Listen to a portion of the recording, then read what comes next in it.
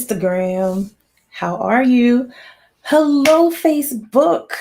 Hello, YouTube and Instagram. It is a wonderful Wednesday here on Miss Hope's Reading Hour. Welcome, welcome, welcome to you all. Welcome.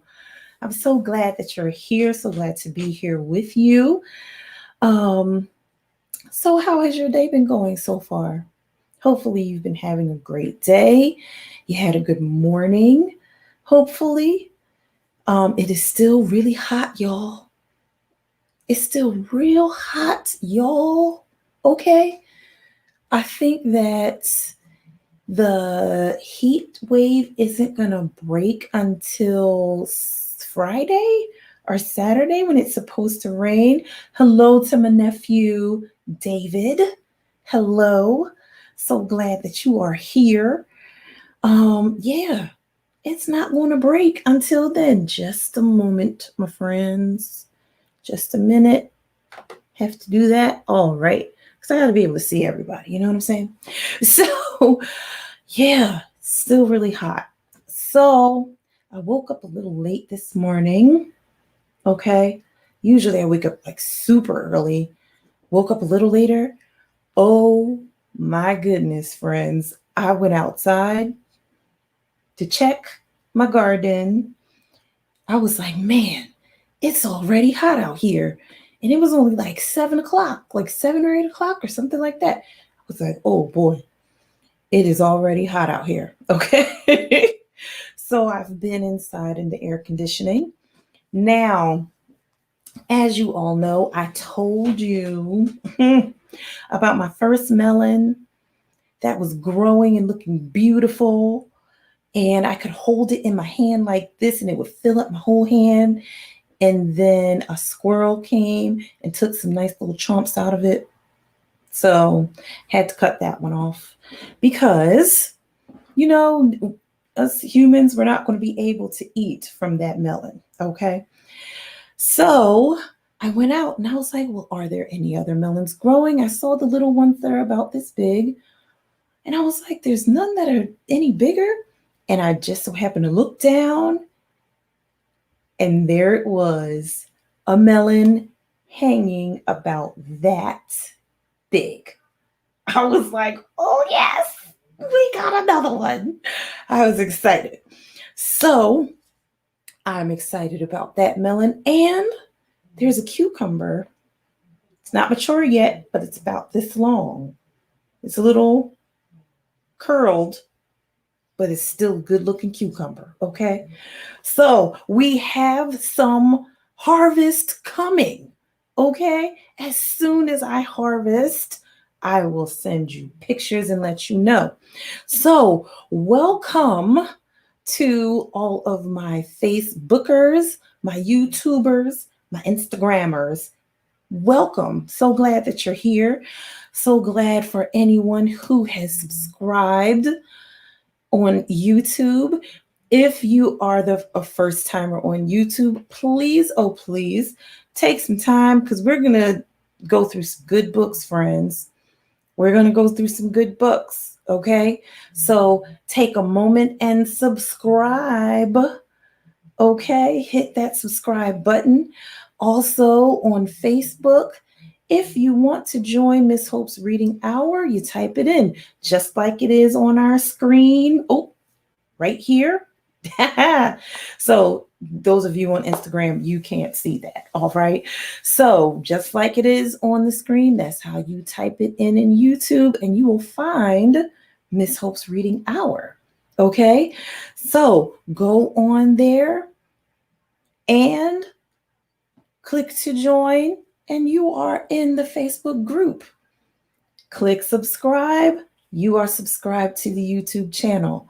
In Instagram, what you do is you type in Miss Hope's Reading Hour, all one word, no apostrophes, no periods, no nothing, just all one word, Miss Hope's Reading Hour. And guess what? Our logo will come up and you will be a part of Miss Hope's Reading Hour. Okay? So with all of that being said, as I told you before, Miss Hope's Reading Hour Library has gone from this to this. So, Miss Hope's Reading Hour Library is going to have to be beefed up again. Now, for those of you on Facebook and YouTube, you can see the ticker that is down at the bottom of the screen with the Cash App handle and the new Miss Hope's Reading Hour email address. Instagram, would you like to know what it is? Of course, I will tell you. If you would like to donate to Miss Hope's Reading Hour Library, you can donate by Cash App. The Cash App handle, what is it? I shall tell you. It is Hope GM, HOPEGM, all one word, all lowercase. So that is what you put into Cash App, and any amount that you donate will be used for Miss Hope's Reading Hour Library. Also, you can send an online gift card to Amazon or any other book retailer that you would like to use, and you would send those gift cards to this email. It is misshopesrh@gmail.com. That is Miss Hopes Miss Hopes RH@gmail.com. One more time, Miss Hopes RH for Reading Hour @gmail.com. And that is where you will send your gift cards for Miss Hope's Reading Hour. Okay? Now, let us get to the books, shall we? So, of course, if you are on the Facebook group or the Instagram page, you saw the teaser book for today. So, the teaser book for today, just to let you know, today we're working with classics, classic books, books that have been around for a good long while. So, one of the books, I'm sorry, there's a sticker on here. I may not be able to get that off. Oh, nope, I can't. So, this is one of my finds. Actually, both of them were finds from my school building. Thank you so much, Martha Washington School and ACE After School Program, for helping me with my finds. So, our first book, a movie has been made about this. Cloudy with a Chance of Meatballs. This is our teaser book for today, and it is a classic.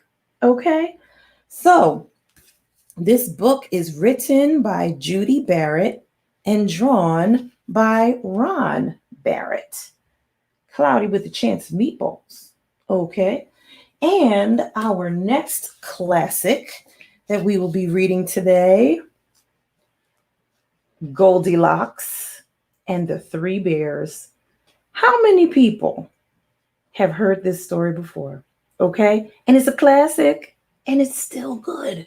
Still good, people. Okay, so Goldilocks and the Three Bears. Okay, and this book is retold and illustrated by James Marshall. Okay, Goldilocks and the Three Bears.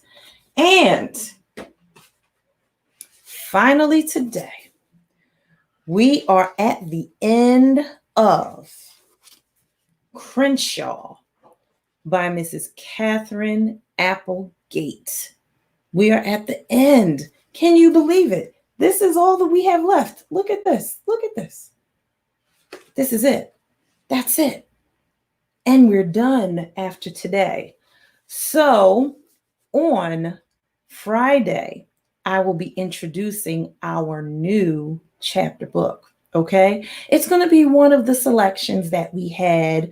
I know, David, we're at the end, but we're finally going to find out what happens with the whole family and Crenshaw and stuff. Okay, now let us get to our teaser book. Wait a minute, no, I'm sorry. Yes, we are going to do the teaser book first. Cloudy with a Chance of Meatballs, written by Judy Barrett and drawn by Ron Barrett. So book this book was written in 1978. I told you, a classic, but it is still good. All right. We were all sitting around the big kitchen table. It was Saturday morning, pancake morning. Mom was squeezing oranges for juice. Henry and I were betting on how many pancakes we could each eat. And Grandpa was doing the flipping.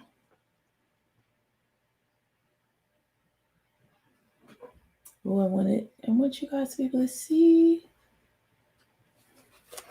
Just a second. Let me do this. I want to make sure you guys can see. Seconds later, something flew through the air, headed toward the kitchen ceiling, and landed right on Henry. After we realized that the flying object was only a pancake, we all laughed, even Grandpa. Breakfast continued quite uneventfully. All the other pancakes landed in the pan, and all of them were eaten, even the one that landed on Henry.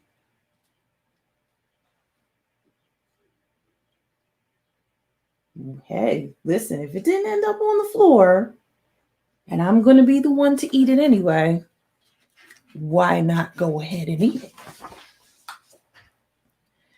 That night, touched off by the pancake incident at breakfast, Grandpa told us the best tall tale bedtime story he'd ever told.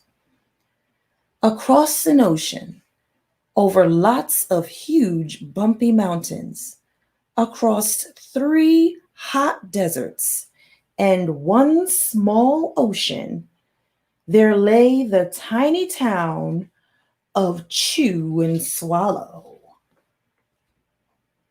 Such an odd name for a place, right? Chew and Swallow. In most ways, it was very much like any other tiny town.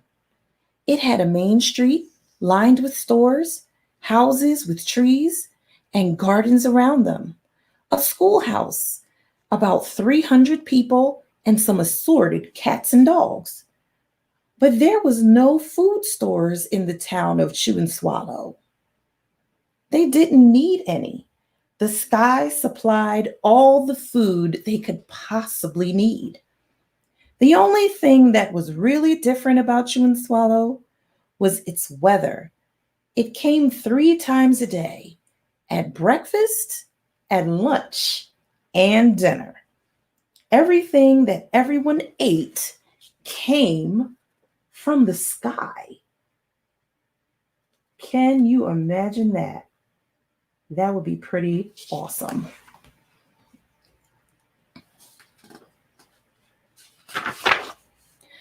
Whatever the weather served, that was what they ate. But it never rained rain. It never snowed snow. It never blew just wind. It rained things like soup and juice. It snowed mashed potatoes and green peas.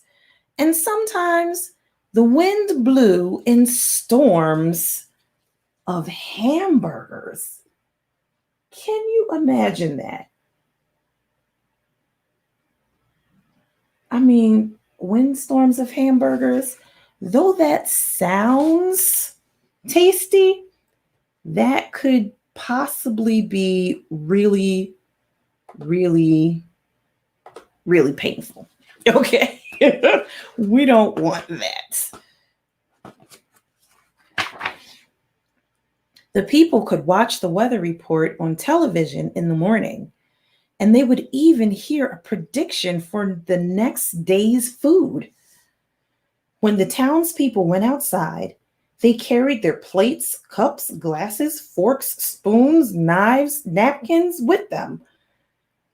The way they would always be prepared, that way they would always be prepared for any kind of weather. If there were leftovers, and there usually were, people took them home and put them in their refrigerators in case they got hungry between meals. That is amazing. You never got to go to the market. Just wait for it to rain. The menu varied. By the time they woke up in the morning, breakfast was coming down. After a brief shower of orange juice, low clouds of sunny side up eggs moved in, followed by pieces of toast. Butter and jelly sprinkled down for the toast. And most of the time, it rained milk afterward. For lunch one day, frankfurters, or hot dogs, already in their rolls, blew in from the northwest at about 5 miles an hour. There were mustard clouds nearby. Then the wind shifted to the east and brought in baked beans. A drizzle of soda finished off the meal.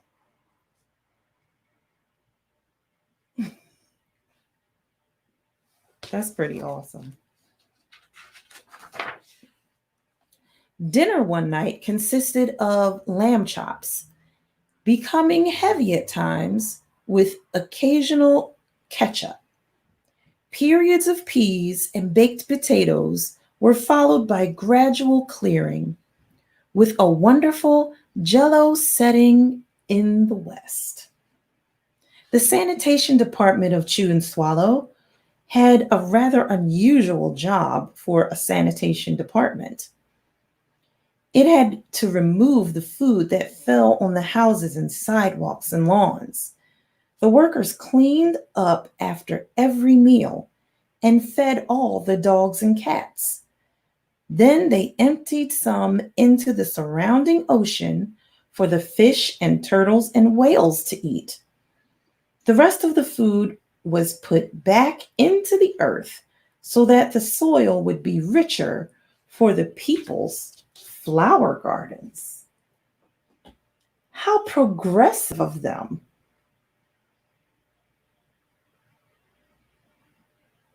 They seem to be very good recyclers. The food was getting larger and larger, and so were the portions. People were getting frightened. Violent storms blew up frequently. Awful things were happening. One Tuesday, there was a hurricane of bread and rolls all day long and into the night. There were soft rolls and hard rolls, some with seeds and some without. There was white bread and rye and whole wheat toast. Most of it was larger than they had ever seen bread and rolls before. It was a terrible day. Everyone had to stay indoors. Roofs were damaged, and the sanitation department was beside itself.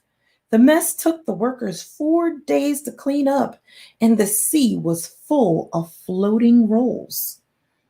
To help out, the people piled up as much bread as they could into their backyards. The birds picked at it a bit, but it just stayed there and got staler and staler. There was a storm of pancakes one morning and a downpour of maple syrup that nearly flooded the town. A huge pancake covered the school. No one could get it off because of its weight, so they had to close the school. Can you imagine a pancake that big? I mean, I like pancakes, but that's a bit much, friends. I like them, but I don't know. Lunch one day brought 15-inch drifts of cream cheese and jelly sandwiches. Everyone ate themselves sick, and the day ended with a stomach ache.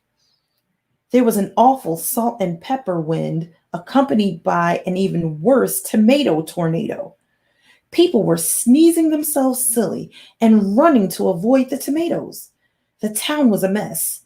There were seeds and pulp everywhere.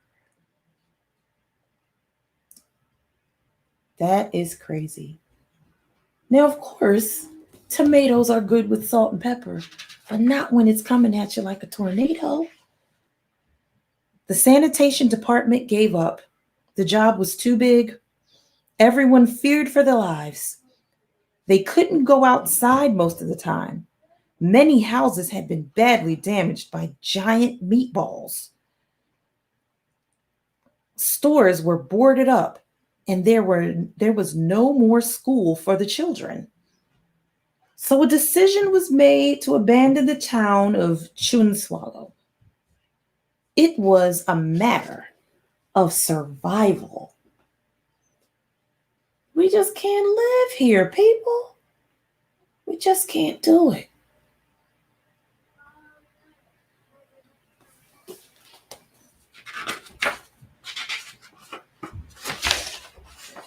The people glued together the giant pieces of stale bread sandwich style with peanut butter, took the absolute necessities with them, and set sail on their rafts to a new land. Now, that is a big piece of bread. They had to make boats out of bread. That's pretty amazing. Let's see where they're going to go. After being afloat for a week, they finally reached a small coastal town, which welcomed them. The bread was held up the bread had held up surprisingly well enough for them to build temporary houses for themselves out of it. The children began school again, and the adults all tried to find places for themselves in the new land. The biggest change they had to make was getting used to buying food at the supermarket. They found it odd that the food was kept on shelves, packaged in boxes, cans, and bottles. Meat that had to be cooked was kept in large refrigerators. Nothing came down from the sky except rain and snow. The clouds above their heads were not made of fried eggs. No one ever got hit by a hamburger again, and nobody dared to go back to Chew and Swallow to find out what had happened to it. They were too afraid. Henry and I were awake until the very end of Grandpa's story. I remembered his goodnight kiss. Wow.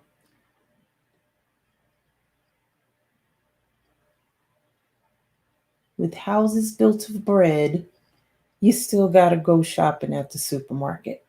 The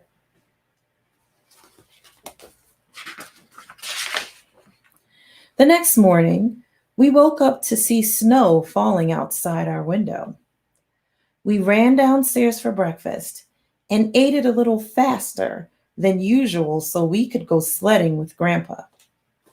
It's funny, but even as we were sliding down the hill, we thought we saw a giant pat of butter at the top, and we could almost smell the mashed potatoes. What was the pat of butter? Oh, that was the sun. The end. That is kind of crazy, right? Can you imagine now not having to worry about going to the market, that would be amazing.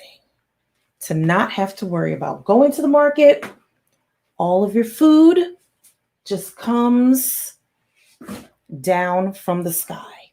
That would be awesome. I would be down for that. Okay. But then when the weather gets kind of crazy, you're like, oh man, like what do we do? Right? See, then that's a problem. That is a problem. We can't do that. Because the big pieces of bread, like so big that they had never seen them that big before. I think I would just we'll settle for we'll settle for the supermarket. Because then when you think about it, you're like, I don't know. I don't know. I don't know.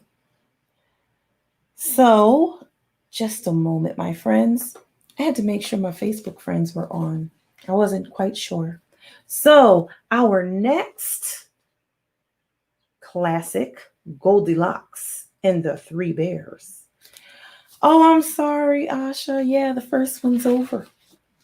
You can go back and look at it. So, this one is retold and illustrated by James Marshall. Now, let's find out when this story originally came out.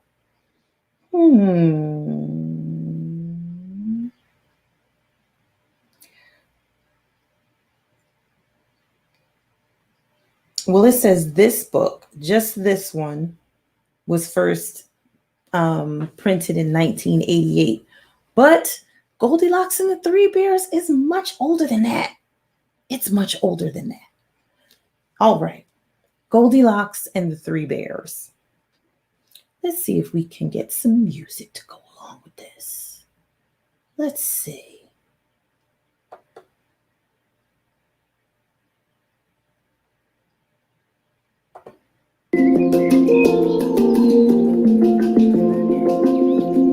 Goldilocks and the Three Bears. Once there was a little girl named Goldilocks. What a sweet child, said someone new in town. That's what you think, said a neighbor. Oh, wait a minute.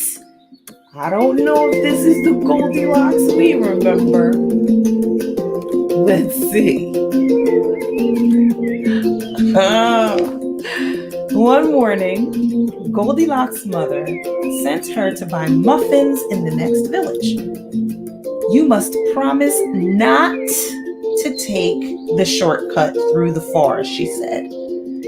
I've heard that bears live there. I promise, said Goldilocks. But to tell the truth, Goldilocks was one of those naughty little girls who do exactly as they please. Goldilocks, you said you wouldn't go in the forest. Let's see what happens. Meanwhile, in a clearing deeper inside the forest, in a charming house, all their own, a family of brown bears was sitting down to breakfast. Very nice little house you have there, bears.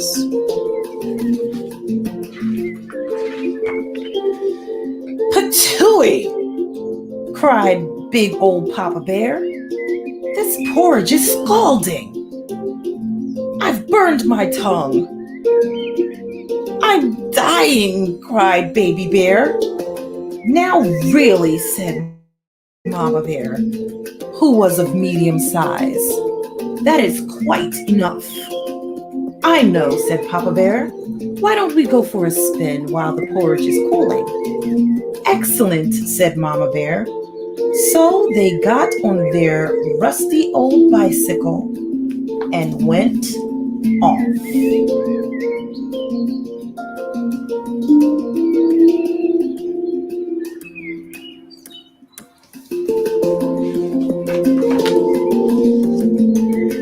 few minutes later, Goldilocks arrived at the bear's house. She walked right in without even bothering to knock. On the dining room table, there were 3 inviting bowls of porridge. "I don't mind if I do," said Goldilocks, helping herself to the biggest bowl. "I don't mind if I do, ma'am. You just walked up in somebody else's house." Okay. But the porridge in the biggest bowl was much too hot. "Patooey," said Goldilocks, and she spat it out. Next, she tasted the porridge in the medium-sized bowl, but that porridge was much too cold. Then Goldilocks tasted the porridge in the little bowl, and it was just right. Neither too hot nor too cold. In fact, she liked it so much that she gobbled it all up.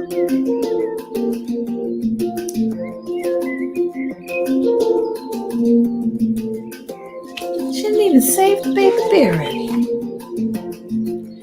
Feeling full and satisfied, Goldilocks thought it would be great fun to have a look around.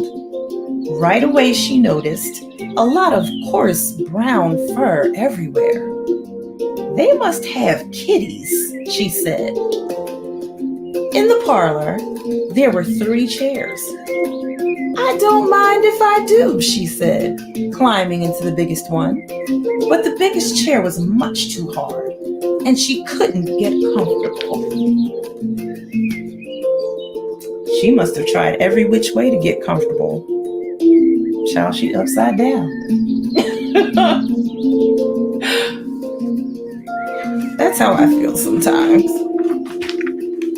Next, she sat in the medium-sized chair, but that chair was too soft, and she thought she might never get out of it. Then Goldilocks sat in the little chair, and that was just right. Neither too hard nor too soft. In fact, she liked it so much that she rocked and rocked until the chair fell to pieces. "Oh, now come on, Goldilocks. You done broke the baby bear's chair." "Oh, now come on." Now, all that rocking left Goldilocks quite tuckered out. "I could take a little snooze," she said. So she went to look for a comfy place to nap. Upstairs were 3 beds. "I don't mind if I do," said Goldilocks. And she got into the biggest one. But the head of the biggest bed was much too high. It looks like a slide. I don't see how that could be comfortable.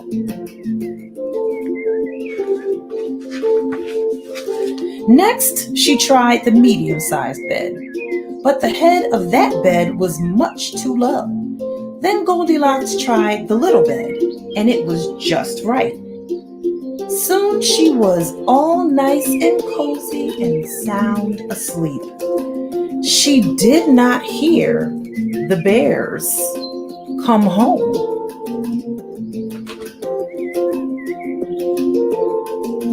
Yeah, she had a good old time.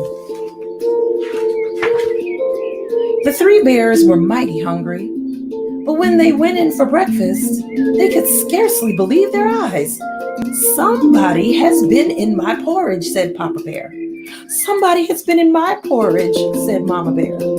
"Somebody has been in my porridge," said Baby Bear, "and eaten it all up.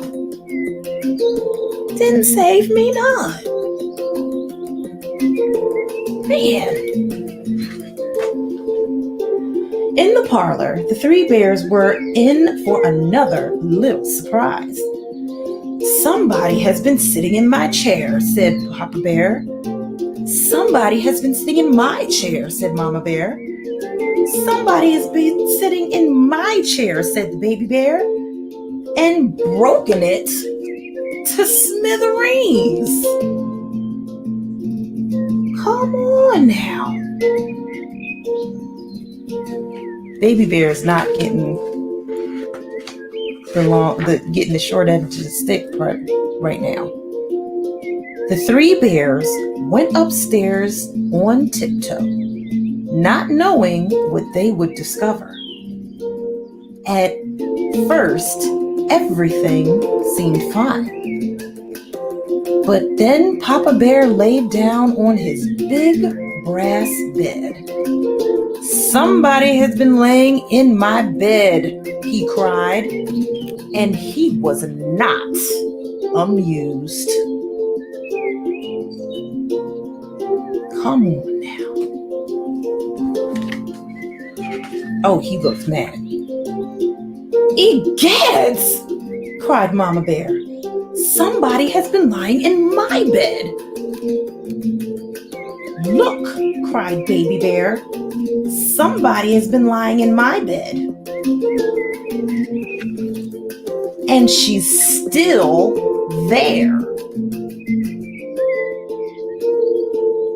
Baby Bear is not having any good luck today.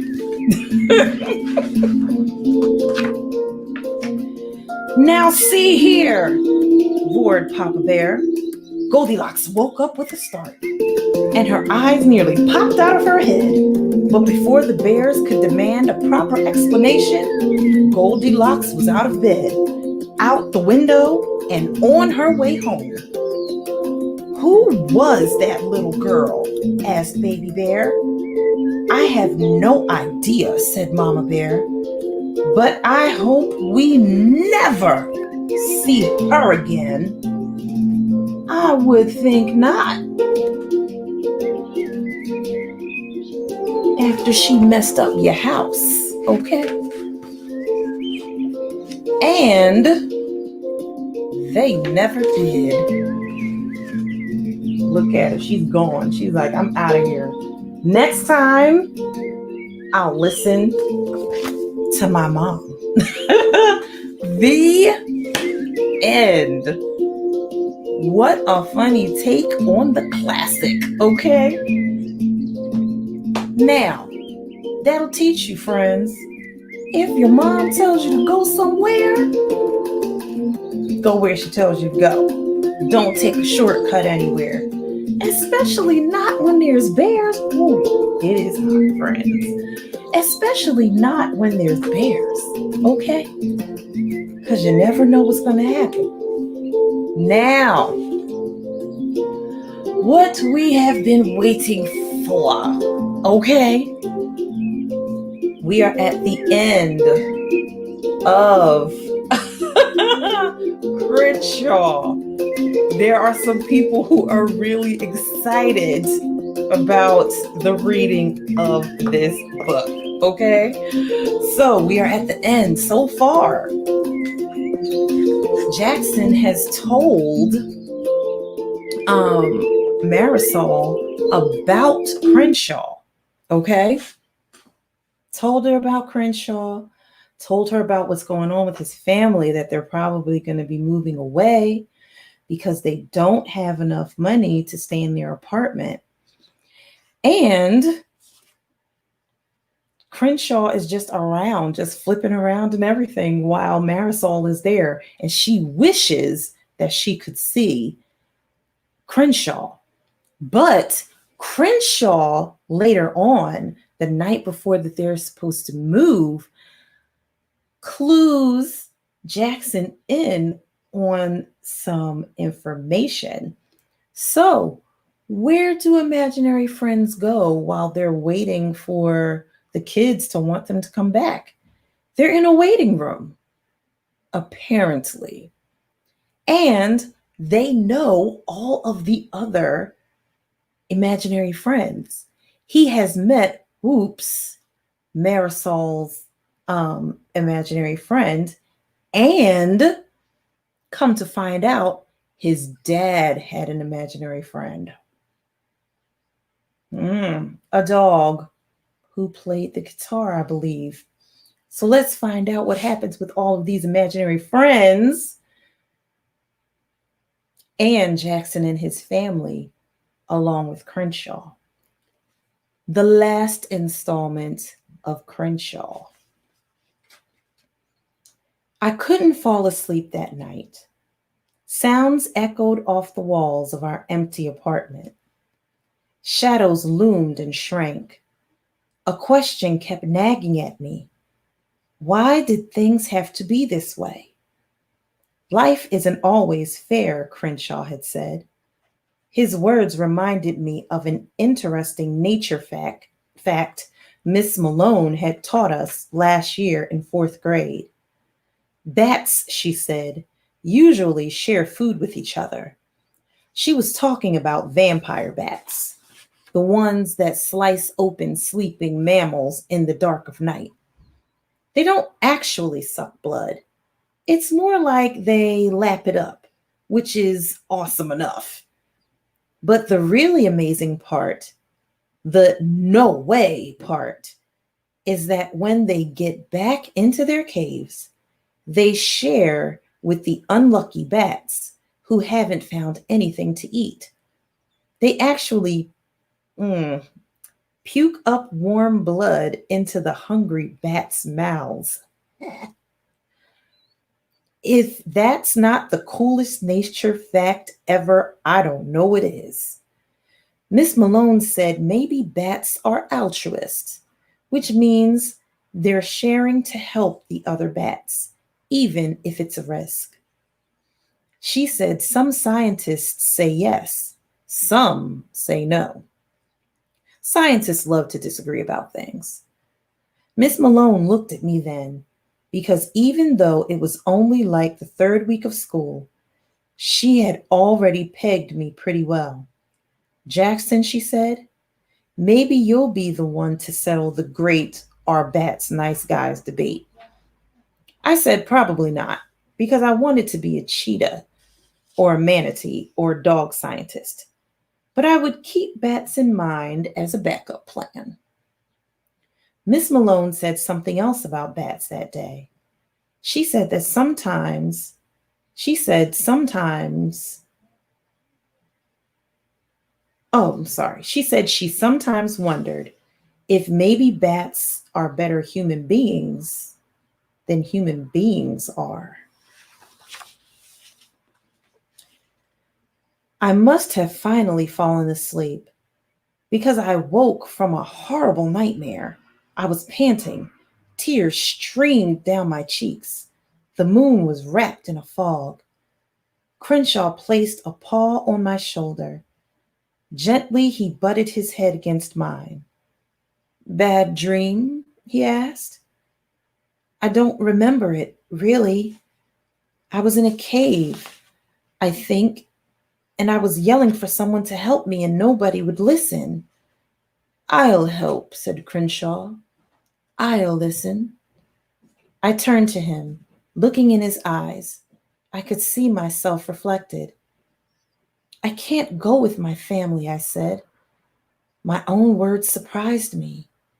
I can't live in the minivan again. I don't want to have to worry anymore. I'm tired, Crenshaw. I know, he said. I know. I blinked. The answer was obvious. I had to run away. It wasn't going to be much of a trip. I'd just have to ask Marisol if I could stay with her. She had plenty of room. I could help her around the house. I leaped up. Crenshaw watched me, but he didn't say a word. It wasn't like I had a lot to pack. I grabbed my pillows, my keepsakes bag, some clothes, and my toothbrush. The way I figured it, I'd go over to Marisol's house before my family woke up. Marisol was an early riser. She wouldn't mind. It was hard to find a piece of paper and a pencil, but I managed. Aretha and Crenshaw watched me chew on the pencil as I tried to decide what to write. What should I say? I asked, as much to myself as to Crenshaw. Tell the truth to the person who matters most, said Crenshaw. You. And so I did. Dear Mom and Dad, here are the facts. I'm tired of not knowing what's going to happen. I'm old enough to understand things. I hate living this way. I'm going to live with Marisol for a while. When you figure things out, maybe I can join you. Love, Jackson. P.S. Aretha likes to sleep on a pillow, so don't forget. P.P.S. Robin needs to know what's happening too. In an envelope, I put $10 I'd made from walking the Goucher's dachshunds. On the outside, I wrote, to cover 2 unfortunate incidents where I used very bad judgment. Please give $7 to Safeway for 2 jars of Gerber chicken and rice, and $3 to Pet Food Express for a cookie shaped like a cat. Tap, tap. It was Robin knocking at my door. Jax? I dropped my pencil. Go to sleep, Robin. It's late. It's scary in my room. It'll be morning soon, I said. I'll just wait here by your door, Robin said. I have Spot to keep me company. I looked at Crenshaw. He held up his paws. Don't ask me. Human children are infinitely more complicated than kittens. Please go back to bed, Robin, I pleaded. I don't mind waiting, she said. I stood. I went to the door. I hesitated. I opened it. Robin came in, she and Spot, her pillow, and her Lyle book. I looked at her. She looked at my note. I crumpled it up and tossed it aside. We read Lyle together until we both fell asleep. When I awoke, Robin, Aretha, and Crenshaw were spread out on my mattress. Robin and Aretha were both drooling a little. Sitting on the floor across from us were my mom and dad. They had on their bathrobes. My dad had my crumpled note flattened on his lap. Good morning, my mom whispered. I didn't answer her. I didn't even look at her. Fact, my dad said softly. Parents make mistakes. A lot, my mom added. Fact, my dad said. Parents try not to burden their kids with grown-up problems, but sometimes that's hard to do. Robin stirred, but she didn't awake. Well, it's hard being a kid too, I said. I was glad I sounded so angry. It's hard not to know what's happening. I know, said my dad. I don't want to go back to that time, I said, my voice getting louder with each word. I hated you for putting us through it. It wasn't fair. Other kids don't have to sleep in their car. Other kids aren't hungry. I knew that wasn't true. I knew that lots of other kids had it worse than I did, but I didn't care. Why can't you just be like other parents? I demanded. I was crying hard. I gasped for breath. Why does it have to be this way? My mom came over and tried to hug me. I wouldn't let her. We're so sorry, sweetheart, she whispered. My dad sniffed. He cleared his throat. I looked over at Crenshaw. He was awake, watching me carefully. I took a deep, shuddery breath. I know you're sorry, but that doesn't change the way things are. You're right, said my dad. No one talked for a few minutes. The only sound was Crenshaw purring gently, but only I could hear him. Slowly, very softly, I began to feel my anger changing into something softer. It's okay, I said finally. It's really okay. I just want you to tell me the truth from now on. That's all. That's fair, my dad said. More than fair, my mom agreed. I'm getting older, I said. I can handle it. Well, then here's another fact, said my dad. Last night I called the guy who wanted to buy our guitars. He told me his brother owns a music store down by the mall. He needs an assistant manager. His brother also has a garage apartment behind the store that won't be occupied for a month. It gives us a roof over our heads for a little while anyway. Maybe some more work. That's good, right? I asked. It's good, my dad said, but it's not certainty. Here's the thing, Jackson. Life is messy. It's complicated. It would be nice if life were always like this. He drew an imaginary line that kept going up and up. But life is actually more like this. And he made a jiggly line that went up and down like a mountain range. You just have to keep trying. What's that expression? Asked my mom. Fall down 7 times, get up 8. More fortune cookie wisdom, said my dad. But it's true. My mom patted my back. Starting today, we'll be honest with you. We'll be as honest with you as we can. Is that what you want? I looked over at Crenshaw. He nodded. Yes, I said. That's what I want. All right then, said my dad. It's a deal. Fact, said my mom. I'd really like some breakfast. Let's go see what we can do about that. The music store looked pretty run down. We waited in the car while my parents went to talk to the owner. It took a long time. Robin and I played cereal ball with her T-ball cap and some sugarless bubblegum. Remember those purple jelly beans? Robin asked. The magic ones? Robin nodded. They were maybe not so magic. I sat up straighter. What do you mean? They were from Kylie's birthday party, Robin pulled on her ponytail. I just wanted you to think they were magic. But there's no such thing, of course. I don't know, I said. Could be magic happens sometimes. Really? Robin asked. Really, I said. When my parents came out of the store, they were smiling. They shook a man's hand, and he gave my dad a set of keys. Got the job, my dad said. It's part-time, but with everything else, it should help. And we can stay in that apartment for a month anyway. Hopefully by then, we'll come up with yet another plan.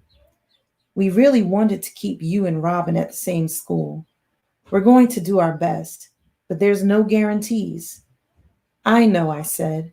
Even though it didn't solve all our problems, I felt a little better. The garage apartment was tiny, with only one bedroom. There was no TV, and the carpeting was wary beige.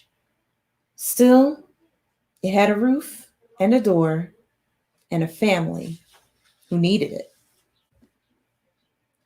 The article I read about imaginary friends said they often appear during times of stress. It said that as kids mature, they tend to outgrow their pretend world. But Crenshaw told me something else. He said imaginary friends never leave. He said they were on call, just waiting in case they were needed. I said that sounded like a lot of waiting around, and he said he didn't mind. It was his job. The first night in our new apartment, I slept on a chair in the living room. I woke up in the middle of the night.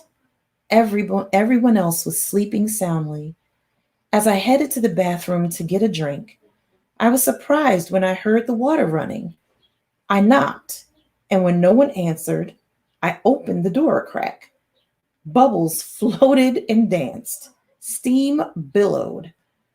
But through the mist, I could make out Crenshaw in the shower, fashioning a bubble beard. Do you have any purple jelly beans? He asked. Before I could answer, I felt my dad's hand on my shoulder. Jackson, you okay? I turned and hugged him hard. I love you, I said, and that's a fact. I love you too, he whispered. I smiled, recalling the question I'd been meaning to ask. Dad, I said, have you ever known anyone by the name of Finian? Did you say Finian? He said with a faraway look in his eyes. I closed the bathroom door, and as I did, I caught another glimpse of Crenshaw. He was standing on his head, with his tail covered with bubbles. I squeezed my eyes shut and counted to 10, slowly. 10 seconds seemed like the right amount of time to be sure, for me to be sure he wasn't going to leave. When I opened my eyes, Crenshaw was still there. There had to be a logical explanation. There's always a logical explanation. Meantime, I was going to enjoy the music. Meantime, glasses. I was going to enjoy the magic while I could. The end. Oh, we did it again. We got to the end of Crenshaw. Wasn't that a good book? Wasn't that a good story? So, how did Crenshaw help Jackson and his family? Crenshaw helped Jackson to be able to tell his truth. That is how he helped Jackson. That is how he helped Jackson to tell the truth that was in his heart. Tell his parents about his worries, not keep everything inside, which isn't always the best thing to do. Sometimes when you're hurting and when you're questioning and when you're worried as a kid, you have parents, sometimes you just got to go to them and say, Mom, Dad, Grandmom, Grandpop, whoever it is that you live with, I'm worried. I'm scared. What's going to happen? Can you just tell me what's going on? And they will tell you. Parents aren't perfect. No person is perfect. But the one thing that they do always do is try to keep you from worrying too much. But sometimes when you know that something's going on and they don't tell you, it makes you worry a little more, right? So sometimes you just got to let them know. Can you tell me what's going on? I can tell something's wrong, and I don't want you to worry by yourself. And it would help me to feel better if I kind of knew what was going on. He helped him by letting him know that he had a friend who was there for him and that it's okay to tell the truth about how you are feeling, even when you're in a really tough situation. Oh, another goodie. Catherine Applegate, Crenshaw. Wonderful. Ricky, I'm so glad you came on. Oh, unfortunately, you're going to have to watch it a little later because we are at the end of Miss Hope's Reading Hour. Instagram in a few moments, you will be going off. Again, if you would like to donate to Miss Hope's Reading Hour library, because we're coming down to the wire of the books we have left, you can donate via Cash App by typing in Hope GM. That is my Cash App handle, HOPEGM, all one word, all lowercase, or by sending a gift card from any book retailer that you would like to use to gift us books. And you can send those gift cards to the email Miss Hopes RH. So it's Miss Hopes RH, MSHOPESRH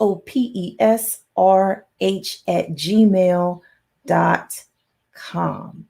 Okay. So, my friends, thank you so much for joining me here on a wonderful Wednesday. Wonderful, hot, steamy, but great if you are inside with some cool lemonade and some air conditioning. Okay. Even a fan, fans work, especially when you're sitting still. Okay. So until next time, until our fabulous Friday, I will see you next time on Miss Hope's Reading Hour. When? 3 o'clock, right here, 3 p.m. on Fabulous Friday on Miss Hope's Reading Hour. Until then, bye for now.